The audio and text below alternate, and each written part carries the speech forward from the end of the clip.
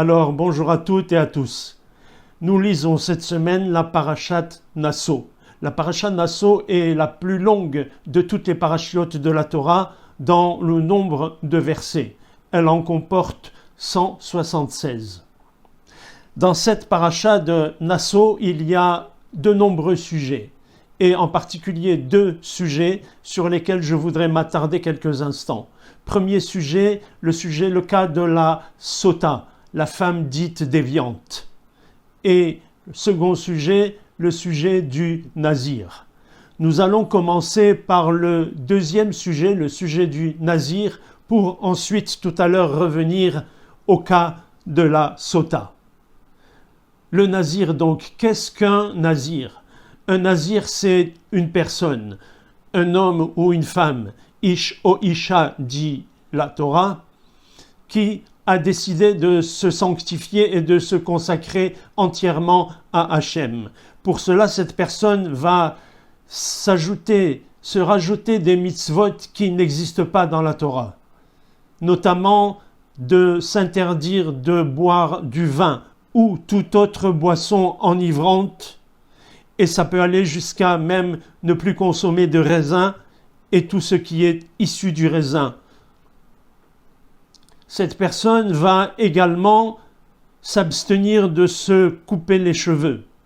Et enfin, cette personne va s'imposer, va s'interdire d'assister à des funérailles, même s'il s'agit des funérailles de son père, sa mère, son frère, sa sœur. Sur ce plan-là, il est l'égal du grand prêtre, du Kohen Gadol, qui ne pouvait pas s'impurifier par les funérailles de ses proches.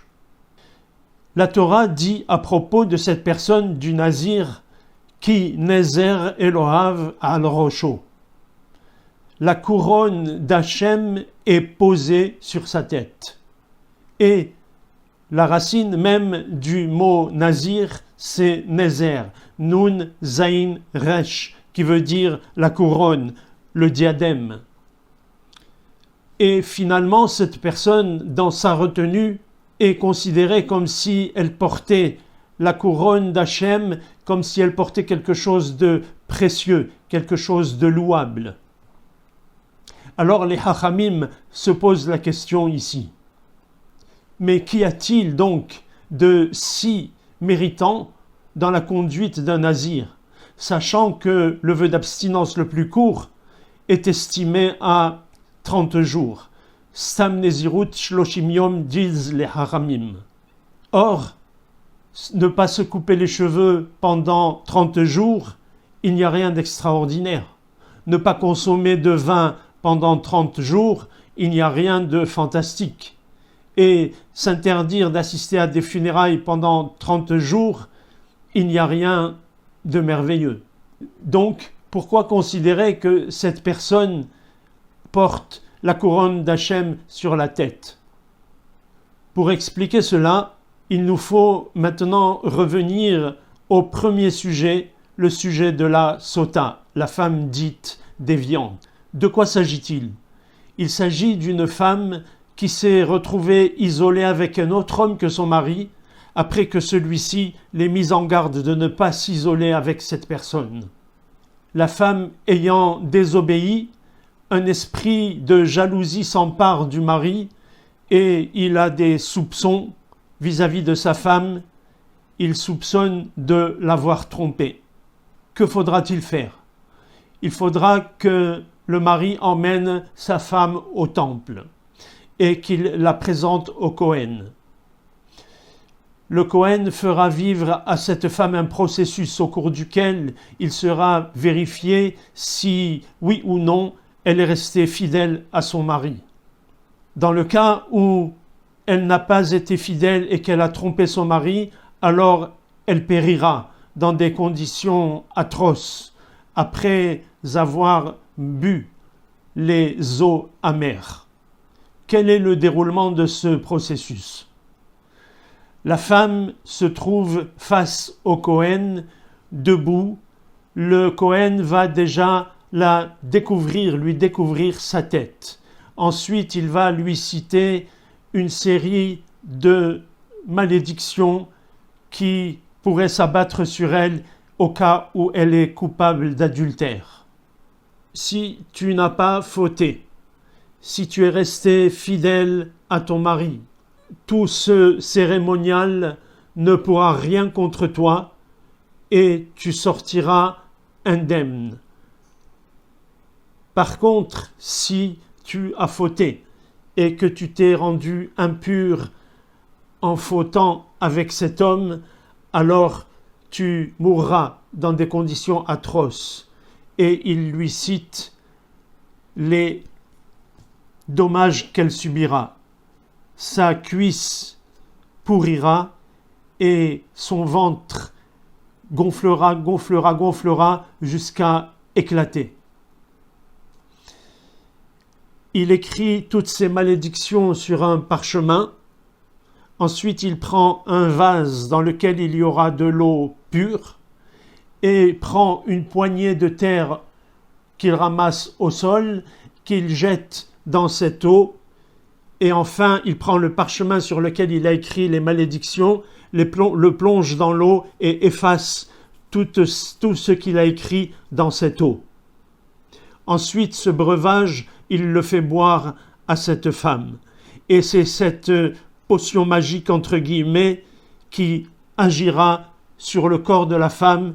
Et malheureusement, si elle est coupable, alors son ventre gonflera jusqu'à éclater et sa cuisse pourrira. Telles sont les paroles de la Torah.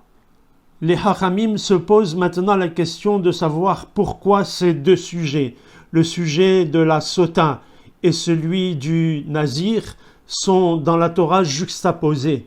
Nous savons que lorsque dans la Torah il y a deux sujets qui sont juxtaposés, même si en toute apparence il n'y a aucun lien entre eux, il y a quand même un rapport à trouver.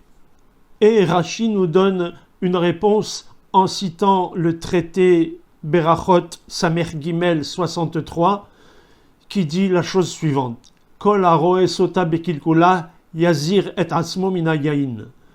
Tout celui qui assiste à la déchéance de la femme déviante, de la sota, car effectivement il s'agit bien d'une déchéance. Cette femme était humiliée.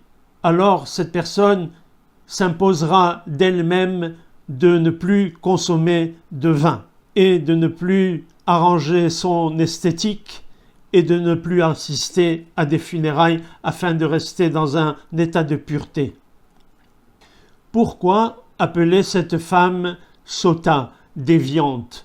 On aurait dû l'appeler femme dévergondée, femme indigne, femme légère, ou utiliser des qualificatifs encore plus dégradants.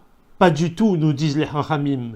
Cette femme est appelée sota, c'est-à-dire déviante, car elle s'est écartée du chemin des vertus des matriarches, Sarah, Rivka, Rachel et Léa. Et ici, on nous enseigne qu'un petit manquement à la tsniout, trop de proximité, trop de familiarité peuvent avoir des conséquences irrémédiables. Elles peuvent détruire une famille, détruire un couple. Toute la chorma, ce n'est pas de venir se plaindre une fois qu'on a commis l'irréparable. Toute la chorma, c'est de savoir anticiper. Et quand on dit que le nazir porte sur la tête la couronne d'Hachem, c'est parce que le nazir sait anticiper, il sait faire le lien et il comprend que les choses les plus graves viennent souvent des choses les plus petites, les choses les plus insignifiantes. Voilà donc autant de leçons pour nous rappeler qu'il faut rester toujours très, très vigilant. La Torah veut que nous fassions toujours très attention.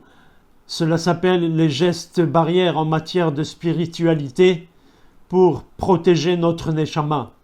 Pas trop de familiarité, pas trop de proximité. On n'a pas à trop parler avec une femme mariée. On n'a pas non plus à se faire la bise, de sorte que le Ham Israël puisse être protégé dans sa kedusha. et ainsi que nous puissions mener une vie équilibrée dans le bonheur et la sainteté afin d'accomplir la volonté d'Hachem. Shabbat Shalom Kol Tuv Lachem.